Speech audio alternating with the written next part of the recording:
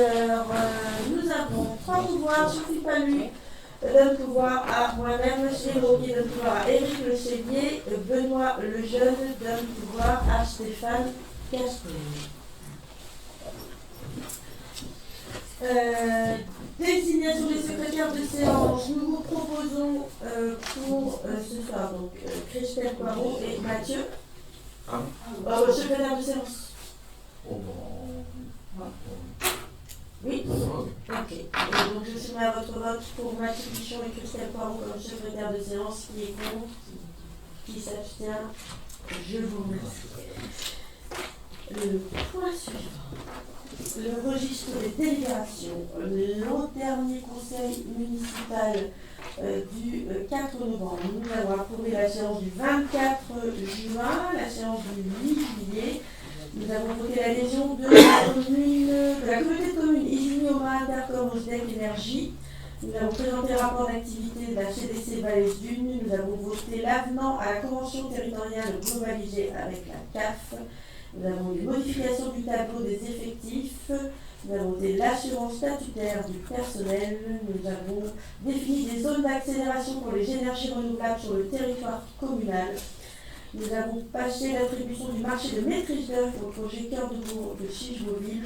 Nous avons voté l'acquisition de parcelles pour un futur rond-point route de Saint-Pierre-sur-Dive. Nous avons voté la désaffection, le déclassement de la parcelle AH 245 partie 2, de la parcelle AH 245 partie 1, de la parcelle AH 37 partie 1, de la parcelle AH 37 partie 2, et de la parcelle AH 245 partie 2, et ensuite nous avons voté les cessions des parcelles AH 245 partie 1, AH 37 partie 1, AH 37 partie 2. Nous avons voté une cession en partie de la parcelle ZD 260. Nous avons pris une deuxième décision modificative en finance. Nous avons voté l'acquisition de parcelles dans le cadre de la création d'une ceinture paysagère, on va y revenir tout à l'heure. Nous avons voté la rétrocession de trottoirs et de places de parking rue de Pâques-aux-Choives. Nous avons lancé l'enquête publique pour l'étude environnementale du projet Artemis. Nous avons voté l'acquisition de parcelles dans le cadre de la déviation de Pénobile. Nous avons voté la convention avec la communauté de communes Valais-d'Une dans le cadre de la réflexion de la rue Vendran-Bugatti et la création d'une voie partagée. Nous avons voté une convention de servitude avec Enedis pour des travaux à venir sur la RD 80. Nous avons voté des travaux en régie pour l'année 2024. Nous avons voté la redevance d'occupation du domaine public pour GRDF. Nous avons voté une demande de subvention pour la rénovation du cours extérieur de tennis. Et nous avons voté la convention Neuf-Lieux, notre école, faisons-la ensemble avec l'État pour l'école de Mouche, Lucien Sagan. On peut passer le... on a deux PV à valider. Le PV de la séance du 15 avril 2024 avec des remarques sur ce PV. Je soumets donc à votre vote. Qui est contre? Qui s'abstient? Je vous remercie. Et le PV du mois de septembre, du 23 septembre 2024, avez-vous des questions ou des remarques? Qui est contre? Qui s'abstient? Je vous remercie. Le premier point à l'ordre du jour est la désaffection de la parcelle AH 250. Il est proposé au conseil municipal de mettre en vente une partie de la parcelle AH 250 pour une surface d'environ 340 m², après bornage et création de la parcelle pour une somme de départ de 35 000 €, frais de bornage et de notaire qui sont à la charge de l'acheteur. Donc il nous faut dans un premier temps, comme d'habitude, comme on fait maintenant, désaffecter et ensuite voir pour la cession de la parcelle. C'est un point qu'on a discuté en commission élargie urbanisme travaux. Donc c'est une parcelle qui correspond aux anciens jardins partagés qui sont situés rue Berlioz dans le centre de Moult. Et les jardins partagés seront désormais situés sur la parcelle AE 168 des propriétés de la commune, rue du Chaos. On a précisé, parce que c'était une demande de la commission, de bien préciser que les habitants intéressés pour un jardin partagé peuvent se faire connaître en mairie.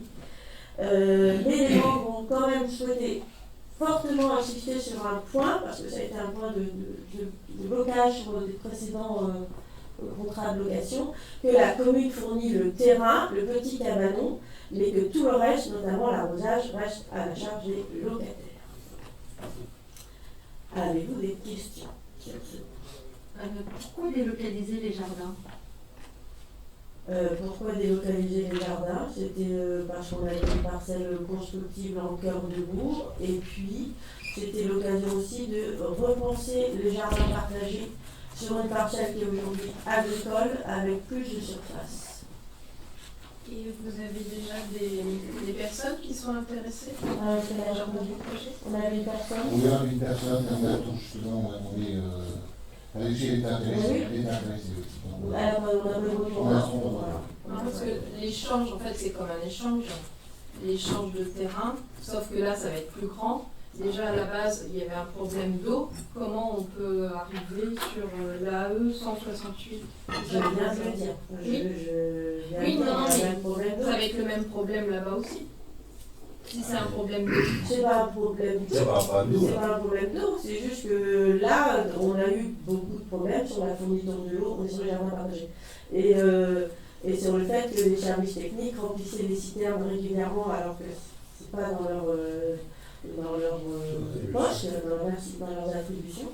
Et là, voilà, dans les prochains contrats, on veut être clair là-dessus en disant on vous loue le terrain. Après, comme n'importe quel autre jardin partagé d'autres communes, parce qu'il y en a autour de nous, c'est soit de mettre une petite réserve sur les petits cabanons, soit de venir avec des réserves d'eau. Est-ce qu'il y avait déjà un sondage par rapport à ce nouveau terrain pour savoir s'il y aurait plus de personnes habilitées, qui souhaiteraient effectivement faire du jardin partagé? Un sondage, alors on a communiqué plusieurs fois sur les jardins, peut-être que c'était depuis 4 ans, ils étaient disponibles. Après, on a très peu de retours, et le peu de retours qu'on a eu, c'était que les gens venaient pas. On a même essayé avec les écoles. Voilà. Et puis finalement, ils n'ont pas donné suite non plus.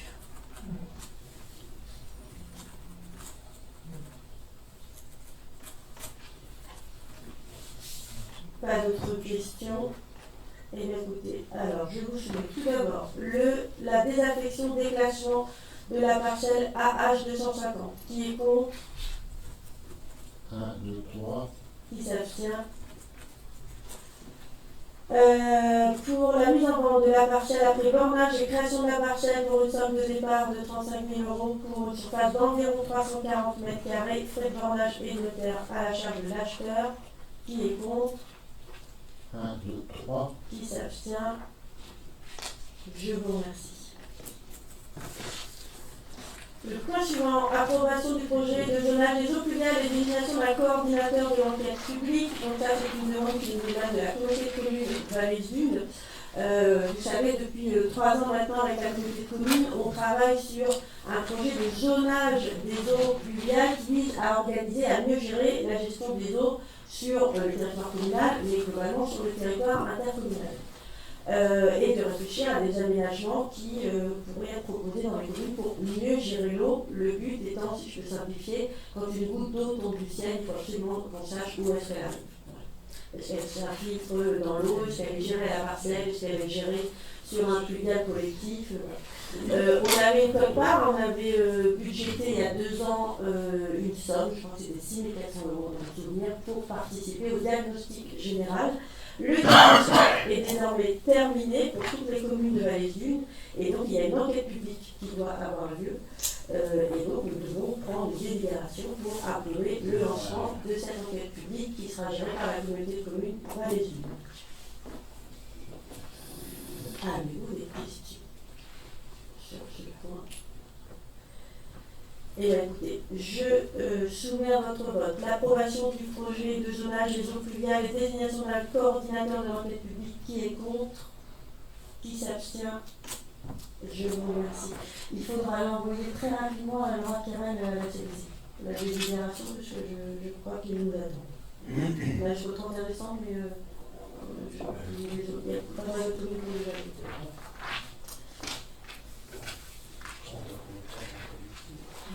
Le point suivant, la cession de la parcelle AH 301. C'est la quatrième fois que nous votons pour cette parcelle. C'est la parcelle AH 301 située rue Édouard Herriot.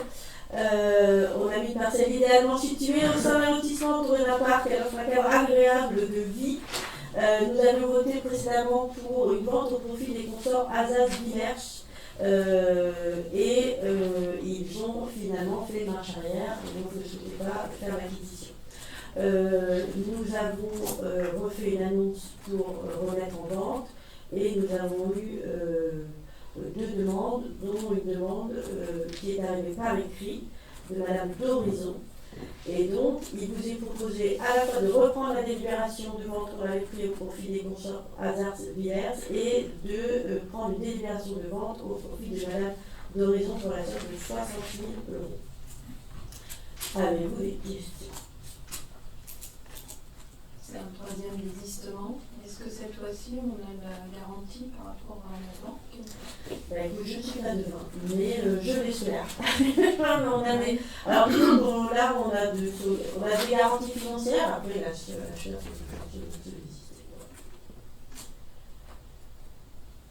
donc, je soumets à votre vote pour le retrait de la délibération numéro 2024-08-07-11.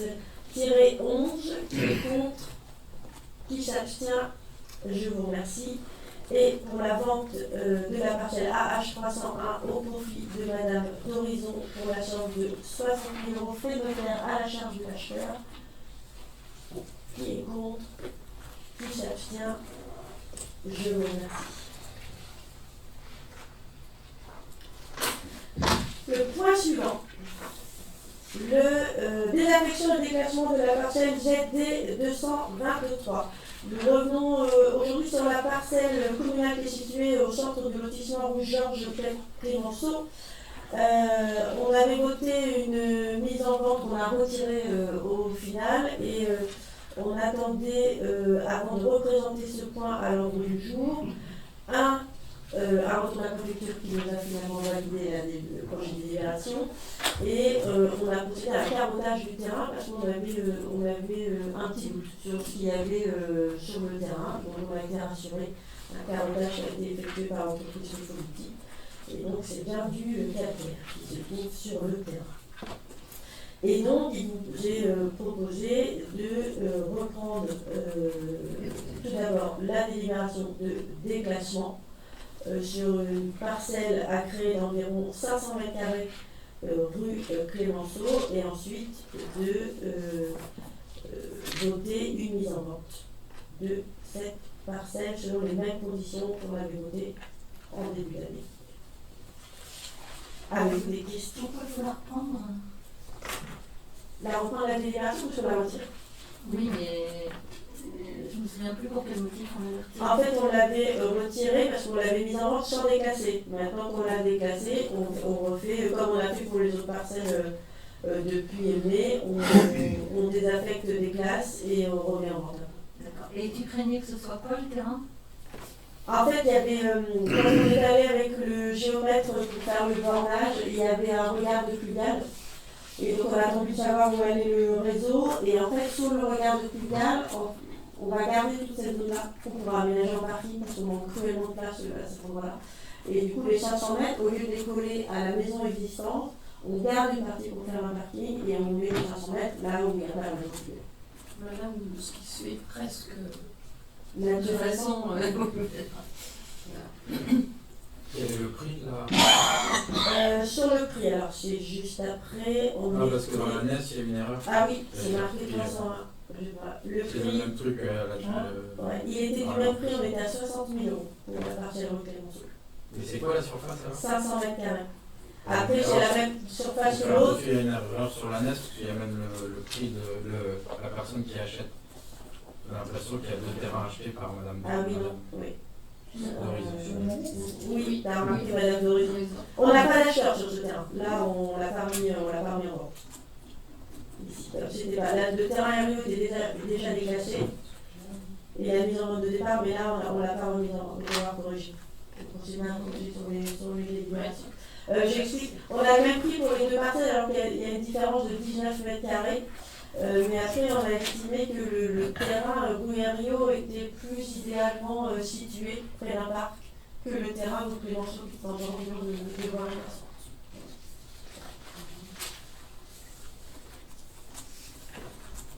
Avez-vous d'autres questions? Je soumets donc à votre vote tout d'abord pour désaffection dégagement de la parcelle ZT 223. Qui est contre? Qui s'abstient? Je vous remercie. Et à qui est la parcelle qui est entre la parcelle avant et donc qui fait l'angle du virage? Ouais, celle-là. Ça, c'est dans les 14 hectares. C'est dans C'est les parcelles intérises. C'est dans les 14 hectares. C'est l'entrée de. C'est dans non, c'est la fabrique. C'est la sortie de la fabrique. Alors le passage, ce sont les caravanes. Oui, c'est les caravanes. Le chemin que vous voyez, c'est les caravanes. Parce que la préfecture avait un doute, mais en fait, c'est le chemin. Oui, la préfecture nous dit aussi qu'il y avait un chemin communal qui passait là. On leur a expliqué que la photo aérienne avait été prise à une époque où les caravanes passaient ici. Donc là, il n'y aura plus qu'un lieu d'installation. Et donc, deuxième délibération, cession de la parcelle ZD 223 au prix de 60 000 €, frais de notaire à la charge de l'acheteur. Qui est contre? Qui s'abstient? Je vous remercie. Les points suivants sont tous liés. Il s'agit du dossier que nous avons avec les consorts l'Aude sur les différents échanges de terrain que nous avons au parc Ricaillot. On a voté en 2023, si je me souviens bien, la vente, mais on n'avait pas voté les échanges, on n'avait pas voté la désaffection. Donc il faut désormais voter la désaffection et le déclassement de la parcelle AH 210 partie 2, AH 216 partie 2 et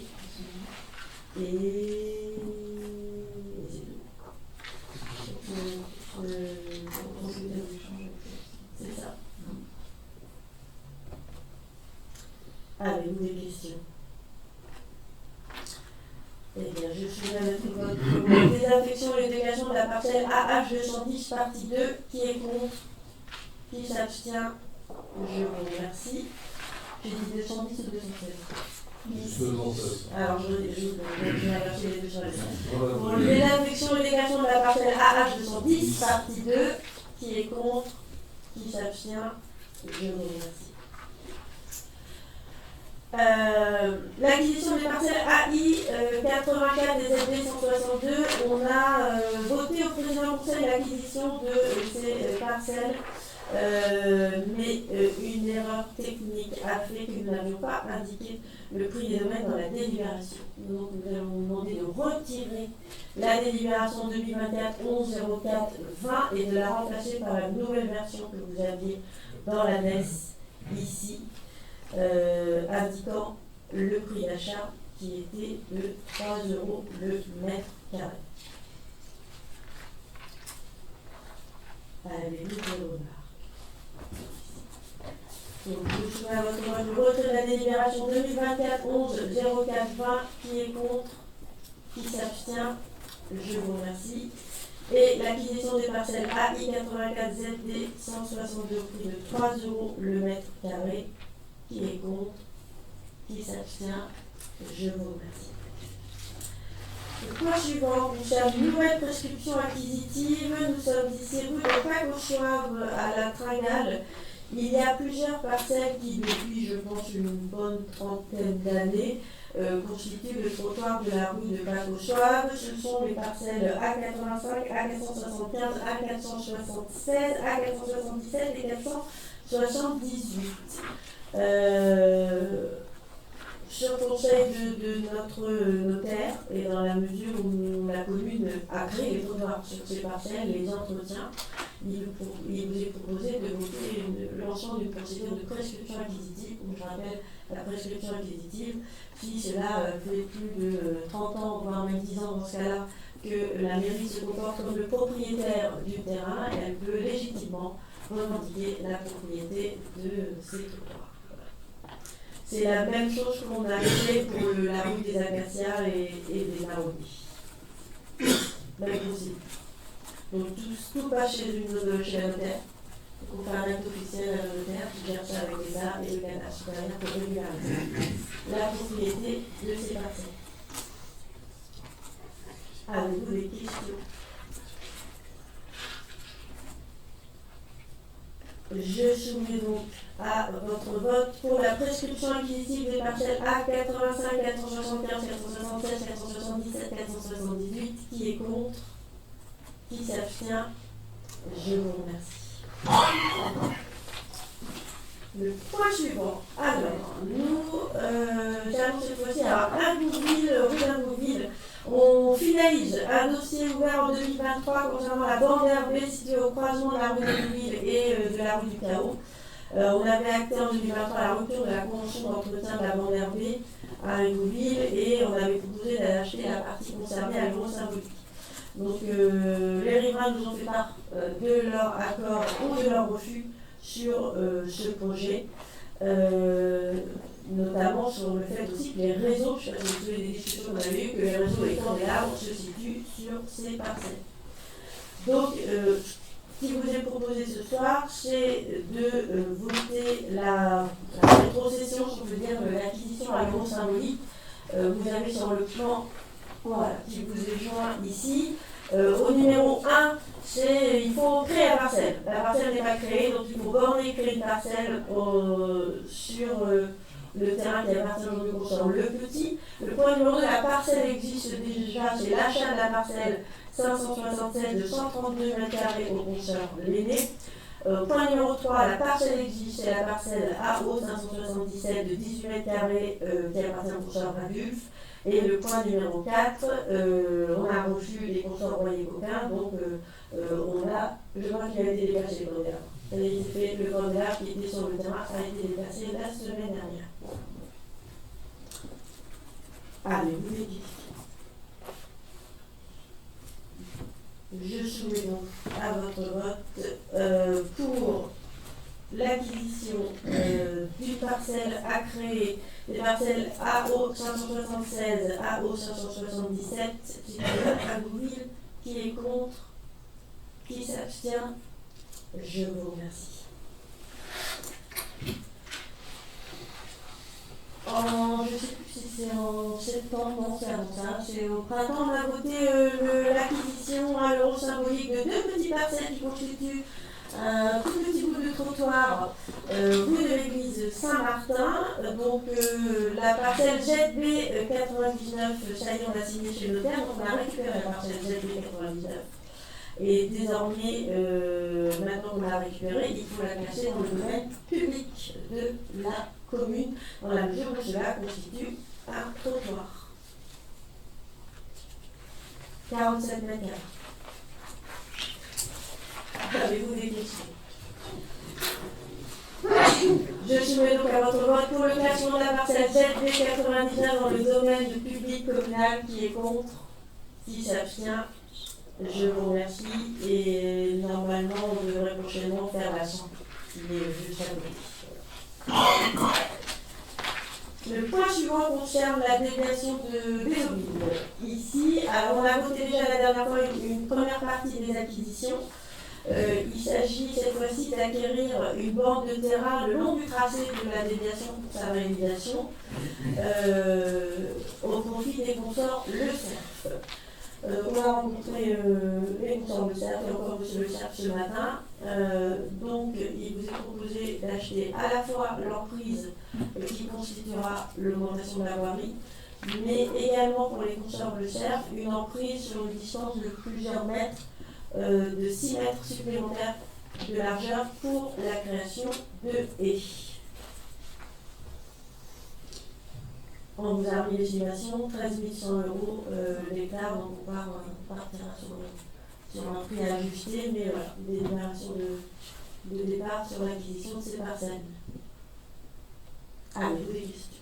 Quand tu dis création de haies, tu veux dire juste une création de haies ou tu veux dire éventuellement de faire un chemin piétonnier derrière la Non, haie? le chemin piétonnier est totalement pas interdit, mais il est un point express de négociation pour l'acquisition de.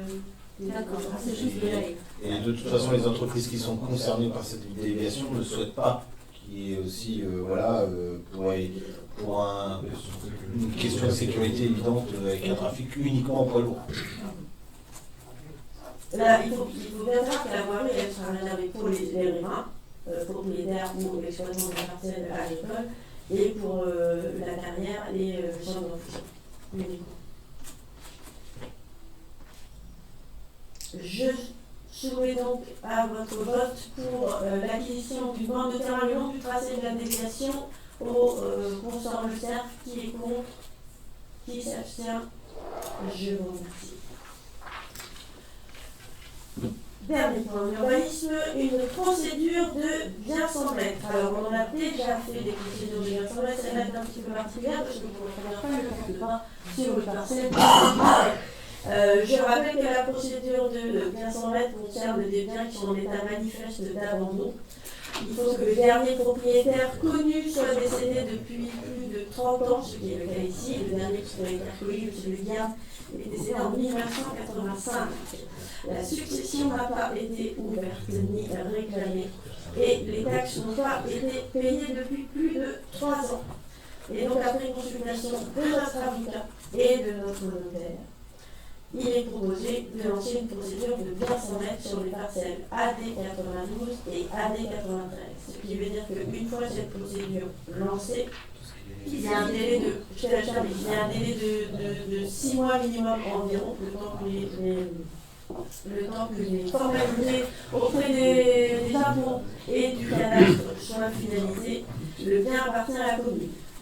La particularité du bien sans maître, c'est que si pendant une période ramenée à 10 ans, on va vérifier, si des héritiers venaient à réclamer la succession dans une période de 10 ans, la commune n'est pas obligée de leur redonner, mais elle doit indemniser les héritiers à hauteur de l'estimation financière du bien au moment de la reprise de création. Vu l'état de la maison. Je demande comment la toiture encore dessus.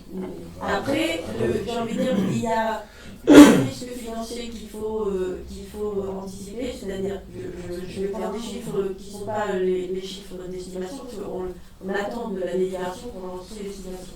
Imaginons que c'est estimé à 10 000 €, il faut qu'en 10 ans, la commune séquestre sur son budget la somme de 10 000 € au cas où un héritier déciderait de réouvrir cette succession. Il n'y avait pas des héritiers. Compliqué. Il y en a, mais ils n'ont pas réclamé la succession. Ils ont été informés? Oui, moi je les ai rencontrés au moins 3 ou 4 fois depuis 2014. D'accord, quand tu dis pas réclamer, ça ne veut même pas dire qu'ils ont renoncé à la succession. Non, c'est que la succession n'est même pas ouverte. Et on n'a pas un délai pour ça. Mais ça, c'est ce que tout le monde croit en fait. C'est-à-dire que normalement tout le monde. Aujourd'hui, les gens pensent qu'une succession c'est 6 mois. On entend ça partout. Et en fait, c'est pas du tout. Dans la pratique, on a des successions qui sont prêtes des fois depuis des années. On en a d'autres endroits sur la commune. Surprenant. Au niveau fiscalité, c'est aussi. Après, tout le monde n'a pas la même conception de ce que peut être une propriété, de posséder quelque chose, n'a pas forcément l'envie de se lancer dans des procédures administratives coûteuses et longues. Donc, moi, je peux comprendre qu'il y ait des biens à la vente, on en a d'autres,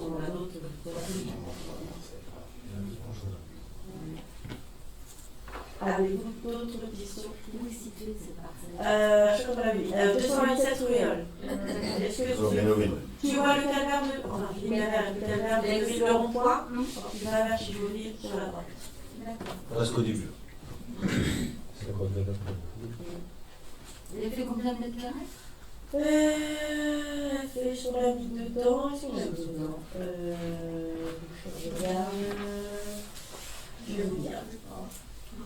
Si vous me laissez juste le temps de vous laisser à ma vidéo, je peux vous dire combien fait la surface des 2 parcelles. Il y a 2 parcelles.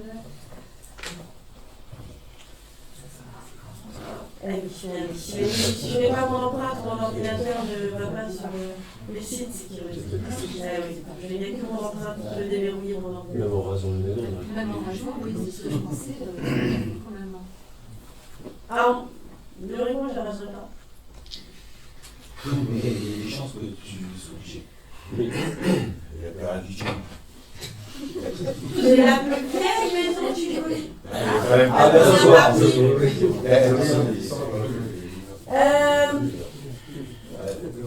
La 92 fait 545 mètres carrés. Et l'autre fait 526 mètres carrés. Il y a 1100 mètres carrés.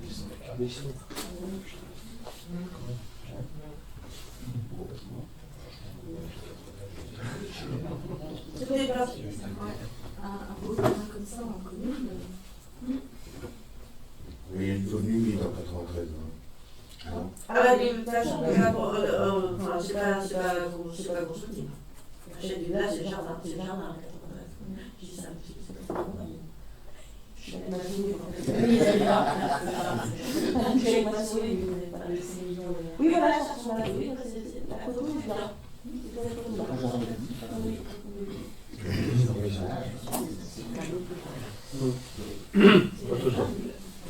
Ah, c'est un pompier. Avez-vous d'autres questions? Eh bien, écoutez, je soumets à votre vote pour la procédure de 1500 mètres au 227 rue sur les parcelles AD 90 et AD 93. Qui est contre? Qui s'abstient? Je vous remercie. Le point suivant concerne le personnel, la désignation d'un délégué au CNAS, donc le Comité national d'action sociale pour le personnel des collectivités territoriales, un organisme paritaire composé de délégués élus et agents qui a pour objectif d'améliorer les conditions de vie des personnels de la fonction publique territoriale et de leurs familles. On propose diverses prestations, aides, secours, loisirs, culture, chèques, réduction, prêts sociaux, etc. Suite à la démission de Sylvie Salé, nous n'avions pas désigné de nouveaux représentants du Collège des élus auprès du CNAS, ce qui nous a informés.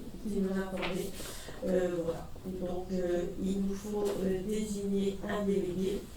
Je vous propose M. Pigeonnier en tant qu'adjoint en charge des ressources humaines. Avez-vous des questions? Donc ça veut dire qu'il y avait une demande spécifique au CNAS depuis la démission de Sylvie Salé. En fait, les agents font leur demande En direct, sur leur je croyais qu'il y avait un relais par rapport. Ah non. C'est juste pour avoir un représentant et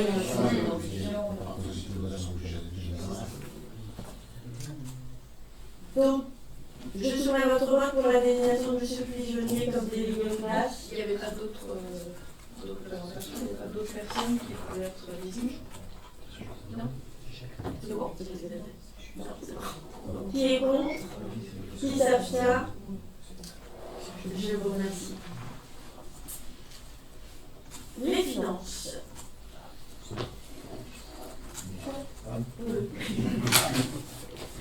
Afin d'assurer la continuité des services publics, il est nécessaire de prendre une délibération autorisant le paiement des factures d'investissement avant l'adoption du budget 2025. J'ai la finance à ma gauche, si vous souhaitez ajouter à cette petite présentation. C'est une délibération qu'on prend habituellement, mais c'est effectivement pour éviter de faire attendre les entreprises. C'est uniquement pour la partie investissement et en fait on a l'opportunité de libérer 25% de ce qui a été voté en 2024. Donc vous avez les chiffres au niveau du chapitre. Voilà. Si jamais il y avait un besoin, au moins on ne ferait pas attendre les entreprises pour les payer. Voilà. Avez-vous des questions? Je soumets à votre vote pour l'autorisation de paiement des dépenses d'investissement avant le vote du budget primitif 2025. Qui est contre? Qui s'abstient? Je vous remercie. Le point suivant, la rue Pierre Sagal. Demande de subvention au titre des amendes de police. Nous avons été avertis. Est-ce qu'on a été avertis officiellement qu'on n'avait pas la subvention? Officiellement. Non, c'est le portail qui nous a informé que Ouais, le dossier est c'est ça.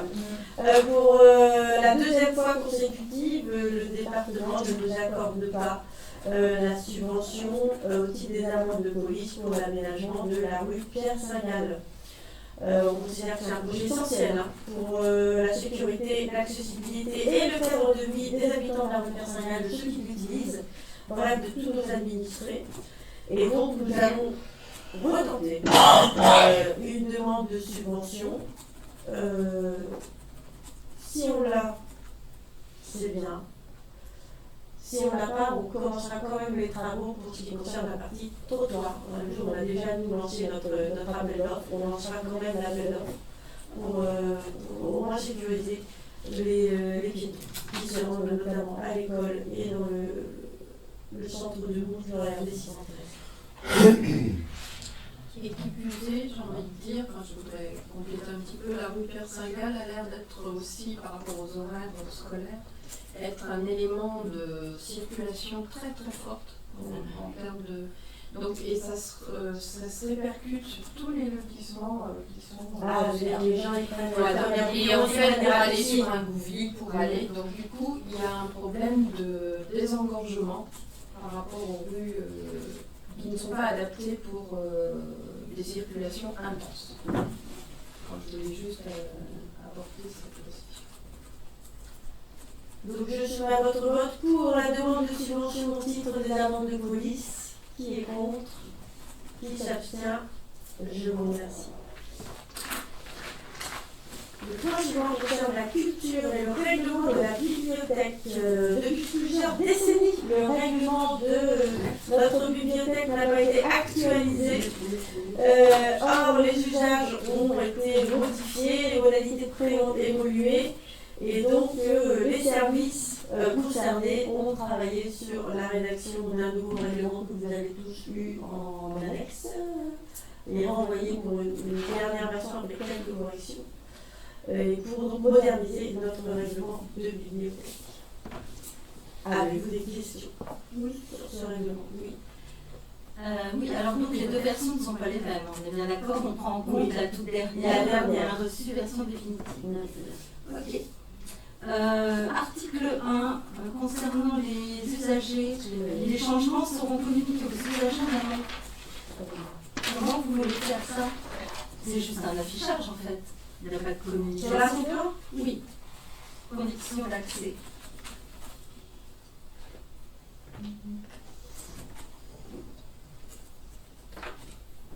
Je vois ce que tu veux dire. Article 1, conditions d'accès. Les horaires d'ouverture de la bibliothèque sont affichés à l'entrée, peuvent être modifiés. Ils seront communiqués aux usagers en amont. Oui. Comment veux-tu communiquer? Ah, on changera l'affichage et puis on le mettra sur les Oui, réseaux. sur le panneau moquette, sur le site internet, sur la ligne Ouais, de diffusion. je vois pas trop l'intérêt de la phrase du coup, puisqu'on a mis juste au-dessus que les horaires sont affichés. Ah, Voilà. C'est lui qui avait rajouté ça.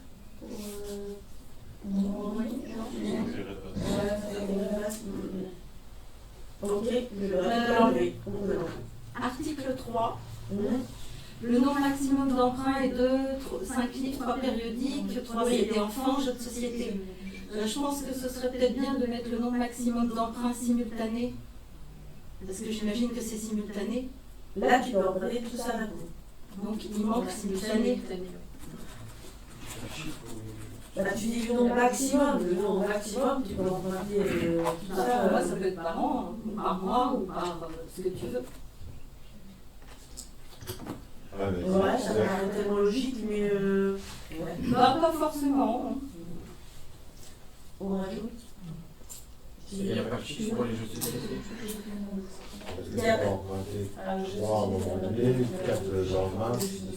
On en met un. Ouais. Alors, on va mettre un jeu de société. D'accord. Toujours dans cet article, en cas de retard dans la restitution des documents, un rappel sera envoyé. Si après 3 rappels, les documents ne sont toujours pas rendus, des sanctions peuvent être prises, telles que la suspension temporaire du droit d'emprunt. L'article 4 dit que les documents doivent être retournés dans l'état dans lequel ils ont été empruntés. En cas de perte ou de dégradation, l'usager devra remplacer ou rembourser l'ouvrage selon sa valeur à neuf. Si je me réfère à l'article d'avant, au 3, vaut mieux ne pas rendre du tout. On risque juste une suspension temporaire d'emprunt que si on dit je l'ai perdu ou je l'ai abîmé, là on est obligé de le rembourser. Je trouve qu'il y a une incohérence.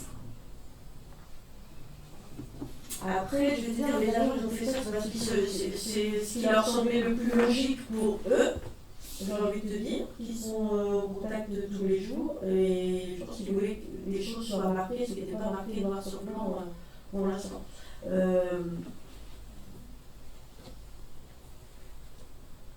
Il faudrait mettre quoi?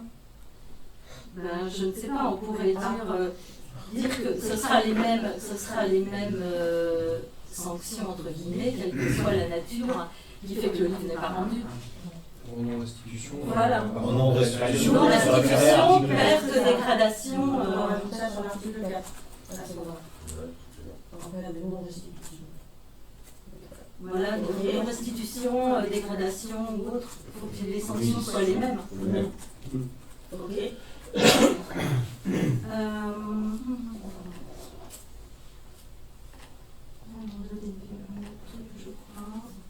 Oui, article 6 sur l'ordinateur. Donc, est-ce que les enfants ont le droit de jouer à des jeux ou pas? Tout à fait. Alors, c'est pas marqué ludique dans les usages. C'est marqué que les ordinateurs ils sont utilisés uniquement pour des recherches à caractère éducatif, culturel ou personnel. On ne met pas un usage ludique. Étant donné qu'on met en dessous que les autres usages sont interdits. Non, parce qu'on est contre. C'est pas bien. C'est un débat qu'on a eu sur l'utilisation des ordinateurs. Donc on ne voulait pas être ni trop restrictif. En fait, il y a des logiciels de jeu sur lesquels ils peuvent aller. Mais je vais prendre un exemple très clair, parce que c'est un exemple dont on a discuté avec les agents. Il y a des enfants qui viennent à la bibliothèque pour jouer à Fortnite ou d'autres Call of Duty en ligne, parce qu'il suffit d'un identifiant, ils le font, alors qu'ils n'ont pas le droit de le faire chez eux. Et ça, pour moi, c'est pas possible. Mais après. Donc à ce moment-là, il faut interdire l'usage à titre ludique.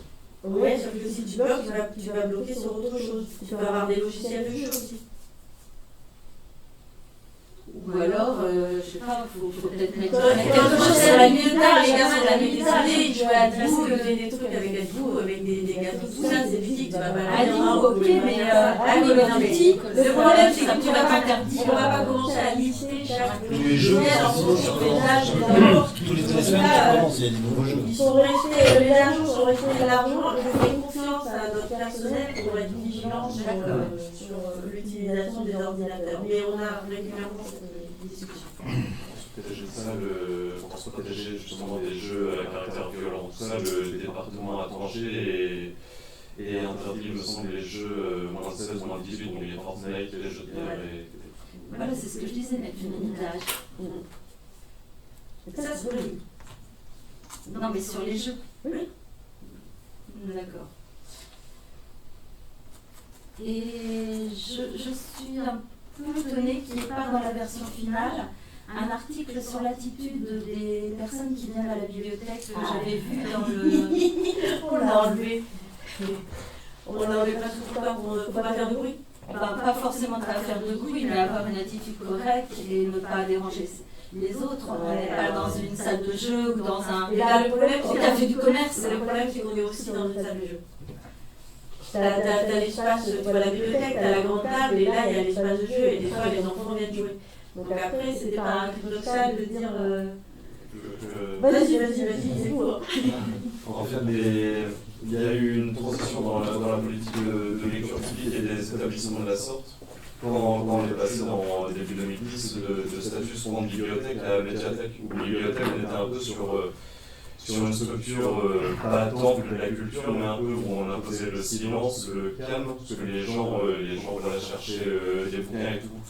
Et au fur et à mesure, et pour dire devenir des lieux qui sont presque des centres socioculturels maintenant, où on y croise différents médias, avec des ordinateurs, les vidéos, avec des périodiques, les gens peuvent se poser les jeux de société, les jeux vidéo, etc. Ils en sont venus à proposer au niveau du département, et puis même en région et au-delà, que ce sont ce sont plus des temples de la culture, mais ils disent des lieux où on a le droit de venir pour perdre son temps. Et derrière cette métaphore, des lieux justement où ça vit, où les gens peuvent venir se poser, bien imprégner avec les enfants, jouer, justement, qui amène un peu de bruit, toujours forcément dans le respect des autres, où on va pas hurler dans la salle de jeu ou tout ça, mais un lieu où ça vit, où ça bouge. Mais tu vois, dans ces cas-là, moi je suis tout à fait d'accord. C'est bien que les bibliothèques vivent, mais la deuxième partie du projet sur l'article 7, c'était tout comportement perturbateur ou irrespectueux envers le personnel et les autres usagers pour entraîner une exclusion temporaire ou définitive de la Sur bibliothèque. le point de respect, pas sur le bruit, forcément. Moi, c'était pas sur le bruit, c'était plutôt par rapport au vivre ensemble. C'était plutôt le respect des autres et le respect des agents. Pour éviter les actes d'incivilité. De le noter dans un règlement. Moi, je l'entends dans la phrase. Non, mais j'aime bien dans la les phrase. phrases complètement bateau, mais On entend dans la phrase tout comportement perturbateur. À partir du moment où tu ricanes fort, bah, tu perturbes les autres. C'est noté dans la phrase. Si tu perturbes, c'est que tu embêtes les autres automatiquement. Et irrespectueux envers le personnel et les autres usagers, c'est mis dedans. Ça, c'est mis dans la version qu'on nous a envoyée. Mais Ce n'est pas mis dans la version définitive qu'on nous a envoyée il y a 2 jours. Donc cette phrase-là, Ça permet de protéger les Ça, agents aussi. ça permet de protéger les agents des incivilités ou autres. des jeunes qui font les foufous. Est-ce qu'il faut être qu'elle devient gratuite? Ça va, ça c'est que les filles. C'est tout ça aussi qu'il faut retenir. Oui, c'est que là, on a donné la gratuité. Elle devient gratuite. C'est peut-être le point quand même très important aussi. Quand même. C'est le point le plus important. Oui.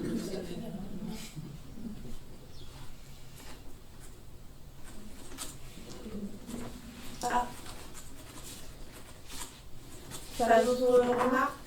Je soumets donc à votre vote pour ce nouveau règlement de la bibliothèque municipale de Montécheville. Qui est contre? Qui s'abstient? Je vous remercie. Le dernier point à l'ordre du jour est une convention à venir avec la commune d'Argence pour le RASEC. Je vous ai mis la définition du RASEC que vous connaissez tous. Les réseaux d'aide spécialisés aux élèves en difficulté. Donc des psychologues, des professeurs qui interviennent auprès des élèves de la maternelle au CM2 par petits groupes pendant les heures de classe.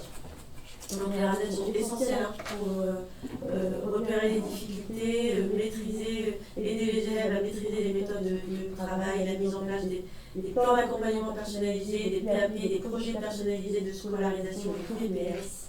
Voilà. Nous avons un RASED sur notre territoire qui est basé à l'école des tuteurs mériens qui est à Argence, mais qui s'occupe de plusieurs communes sur notre territoire: Argence, Montécheville, Bélandreville, Hérambilly, Saint-Germain-de-Masson, Saint-Sylvain, Le Castellet et Castines-en-Plaine. Suite à une réunion en mairie d'Argence, la maire d'Argence nous a sollicité pour une participation financière pour du matériel pédagogique pour le RASED. Alors vous allez me dire, ce n'est pas forcément notre compétence dans la mesure où l'éducation nationale c'est de la compétence de l'État, mais là, la RASED voudrait investir dans des tests pour les enfants et aujourd'hui ils n'ont pas le budget. Donc la mairie d'Argence nous demande si, en fonction du nombre d'élèves que nous avons, et la demande va être envoyée à toutes les communes que je vous ai citées tout à l'heure, il nous est possible de participer sur notre part pour pouvoir acheter ces tests au profit de nos élèves également. Oui, c'est pour nos enfants. Oui, non, mais c'est pour tous les enfants. Ça servira à les enfants. C'est y compris pour les autres.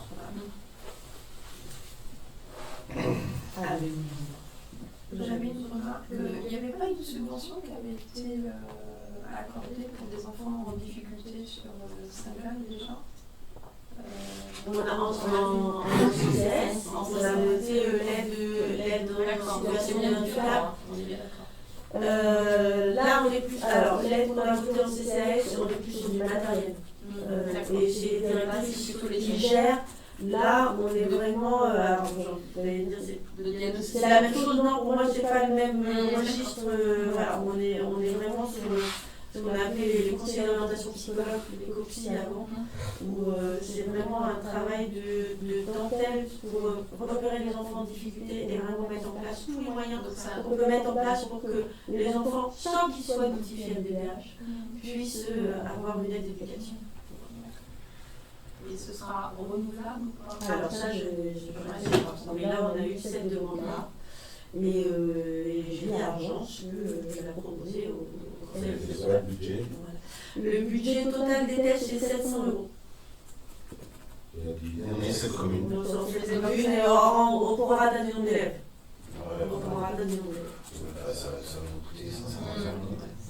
Oui, on est vraiment sur des Oui, c'est une somme, mais enfin, je veux dire, je pense que pour ces élèves-là qui sont déjà en difficulté, je pense qu'on peut.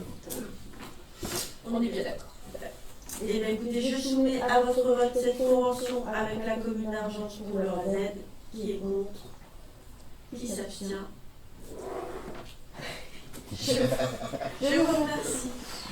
Nous avons utilisé les points à l'ordre du jour. Il n'y a pas de diverse. Il est 19h56.